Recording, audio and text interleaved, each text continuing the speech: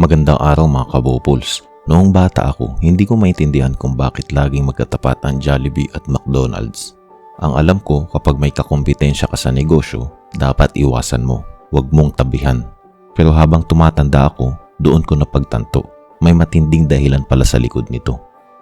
Hindi sila nag-iiwasan, sinadya nilang magtabi. Bakit kaya mga kabopols? Tara isa-isahin natin. Una sa lahat, ito ay tinatawag sa marketing world ng cluster strategy o minsan ay competitive proximity. Ang idea, kapag may sikat na brand sa isang lokasyon, magiging magnetic spot ito sa mga mamimili. Sa madaling salita, kung may McDo, malaki ang tsansa na may mga taong gutom sa paligid. At kung may Jollibee, alam ng McDo na may demand sa lugar na yon. Para bang sinasabi nila sa isa't isa, kung saan ka kumikita, doon din ako. Pangalawa, pinapadali nito ang pagpapasya ng mga mamimili. Kapag nagugutom ka, gusto mo ng pagpipilian. Kung gusto mo ng burger, fried chicken o spaghetti, gusto mong may pagpipilian.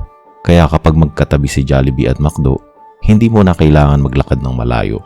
At kahit magkalaban sila, pareho pa rin silang panalo kasi napipilitan ng mga tao na pumasok sa isa sa kanila. Aminin na natin, kung mag-isa lang si McDo sa isang lugar, parang ordinaryo lang, walang dating. Pero pag may Jollibee sa tapat, nagkakaroon ng drama. At sa marketing, yung drama ay parang free advertisement. Kapag may rivalry o competition, may paghahambing. At dahil dito, lagi silang nasa isip ng mga mamimili. Parang Coke at Pepsi, parehong nagbebenta ng soft drinks. Pero dahil lagi silang magkatunggali, pareho silang sikat. Pareho ding nasa loob ng iisang fridge sa mga tindahan. Pang-apat, parehong may kakayahang magbayad ng magagandang pwesto.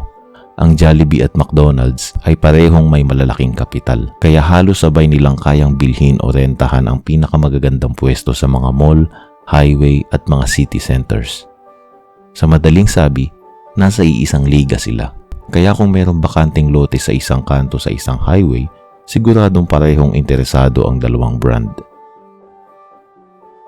At panghuli, ang tunay na kalaban nila ay hindi isa't isa, kundi yung walang pumapasok sa kanila.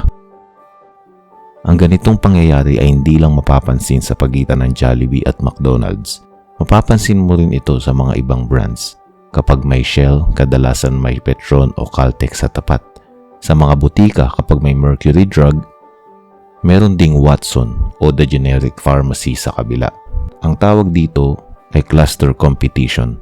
O minsan ay imbis na umiwas sa kalaban, mas pinili nilang magkatabi. Kasi alam nilang kung saan pupunta ang mamimili para sa isang brand, tiyak na mapapansin din nila ang katapat. Para bang sinasabi nila, sige, piliin mo kung sino sa amin, basta dito ka magpunta. Sa madaling sabi, hindi na ito usapan ng distansya, kundi ng visibility at convenience. Kaya magkatabi man sila, pareho silang kumikita. Kaya sa susunod na makakita ka ng Jollibee at McDo na magkatabi, hindi ka na magtataka na baka ito ay nagkataon lang. Bagkus ang pangyayaring ito ay diskarte o strategy. At sa huli, parehong ang mga mamimili at mga negosyante pa rin ang panalo. Dahil mas madali tayo makapili kung saan kakain habang ang mga negosyo ang kumikita. Hanggang sa muli mga kabopols.